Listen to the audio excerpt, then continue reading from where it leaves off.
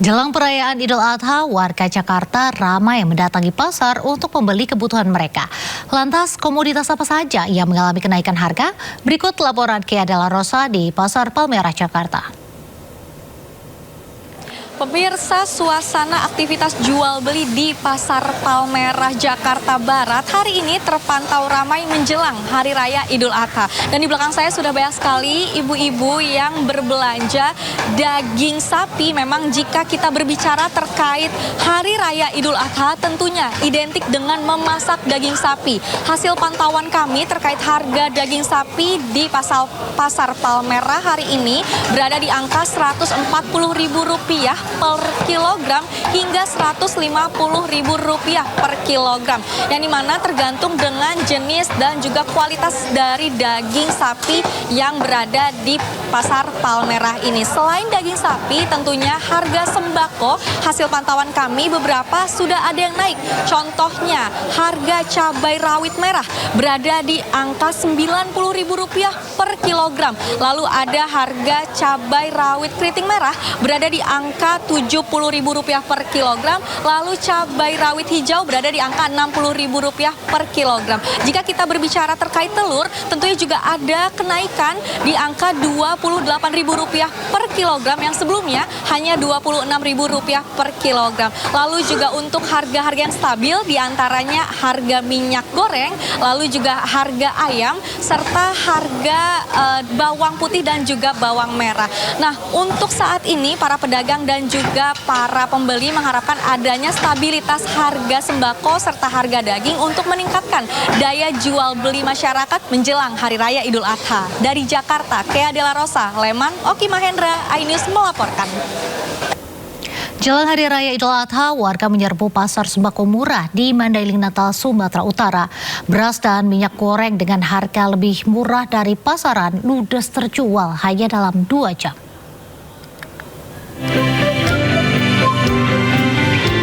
Ratusan warga mengantre di depan truk pengangkut beras dalam operasi pasar beras dan minyak goreng murah di Mandailing Natal, Sumatera Utara. Dalam operasi pasar yang dilaksanakan Bulog bersama Dinas Ketahanan Pangan setempat kali ini, tersedia 6 ton beras kualitas medium dengan harga Rp12.000 per kilogram. Harga yang tentunya lebih murah dari harga pasaran yang mencapai Rp16.000 per kilogram. Selain beras, ada juga minyak goreng minyak kita dengan harga Rp15.500 per liter.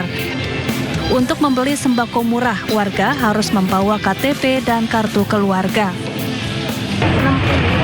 60 untuk 5 kilo minyaknya 31 per 2 liter. 2 liter. Itu murah nggak?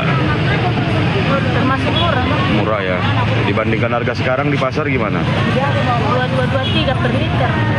Ini semua kita lakukan dalam rangka membantu masyarakat, terutama menjelang Hari Raya Idul Adha. Hanya dalam waktu kurang dari 2 jam, sebanyak 6 ton beras dan 4 ton minyak goreng ludes terjual. Dari Mandailing Natal, Sumatera Utara, Ahmad Hussein Lubis, iNews melaporkan. Jelang Idul Adha, harga sayuran dan cabai di Purwakarta, Jawa Barat melambung. Kondisi ini dikeluhkan pembeli. Mereka terpaksa mengurangi jumlah pembelian.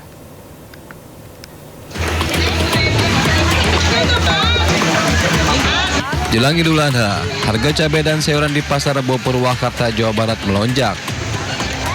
Harga cabai rawit merah saat ini dijual Rp85.000 dari harga sebelumnya Rp60.000 per kilogram. Sementara harga cabai merah keriting kini dijual Rp70.000 dari sebelumnya Rp50.000 dan cabai rawit hijau naik menjadi Rp55.000 dari sebelumnya Rp40.000 per kilogram. Kenaikan juga terjadi pada komoditas sayuran, seperti kentang yang naik dari Rp18.000 menjadi Rp20.000 per kilogram. Selain itu, bawang merah yang biasa dijual Rp35.000 kini meroket menjadi Rp55.000 per kilogram. Ya lumayan cukup pada naik sih Pak, soalnya mau Idul Adha sampai hampir semua pada naik. Wortel, bawang, kentang juga naik 2.000. Jadi pada naik semua? Pada naik semua, kan mau pemakaian ya. Pemakaian Idul Adha soalnya. Cabai sih yang pasti bakal naik terus mah, cabai merah. Cabai, bawang merah, bawang putih semuanya sembako itu pada naik, harganya melambung kan menjelang Idul Adha. Tapi sebelum menjelang Idul Adha juga udah pada naik sembako mah ya, udah pada naik. Ya kalau bagi saya mah ya keberatan. Mudah-mudahan turun lagi gitu sesudah Idul Adha. Kenaikan harga ini diperkirakan akan terus terjadi hingga mendekati Hari Raya Idul Adha. Pembeli berharap pemerintah segera turun tangan untuk menstabilkan harga. Dari Purwakarta, Jawa Barat, Irwan Saputra, iNews melaporkan.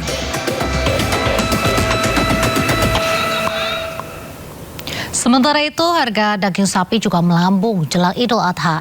Di Pasar Kota Cimahi, Jawa Barat, harga daging sapi tembus hingga Rp150.000 per kilogram.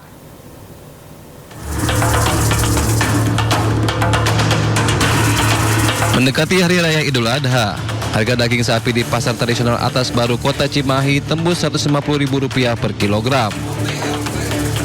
Kenaikan harga daging sapi ini akibat pasokan dari tempat pemotongan berkurang dan harga di tingkat distributor naik.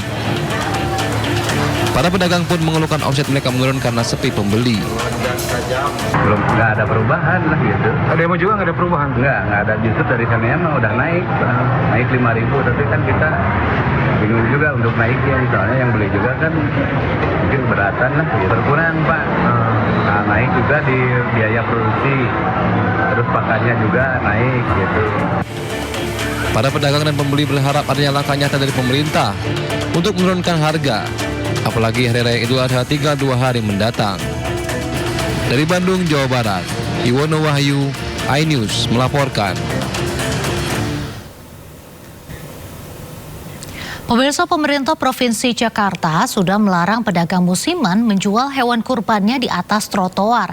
Apakah trotoar di Jakarta sudah bersih dari penjual hewan kurban?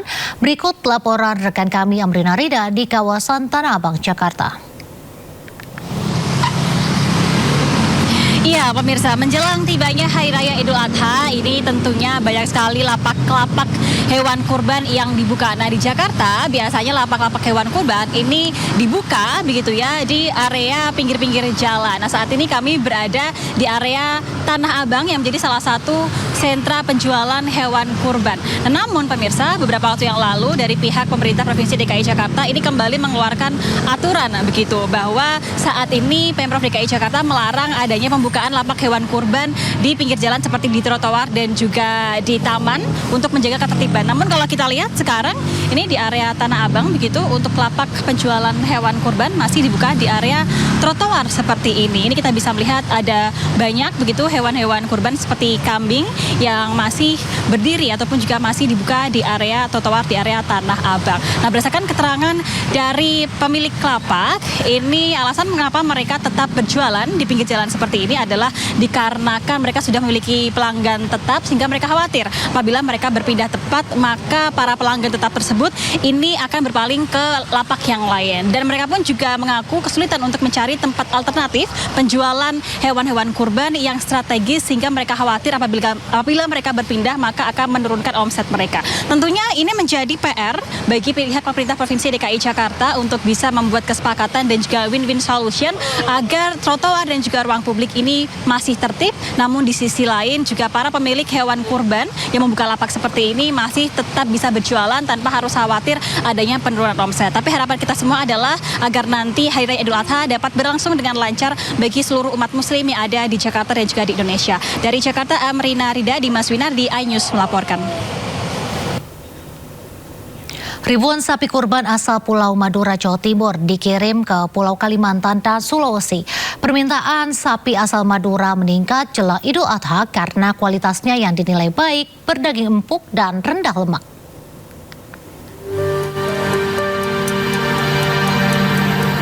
Kapal besar khusus ternak bersiap membawa ribuan sapi asal Pulau Madura, Jawa Timur ke sejumlah daerah di Kalimantan dan Sulawesi.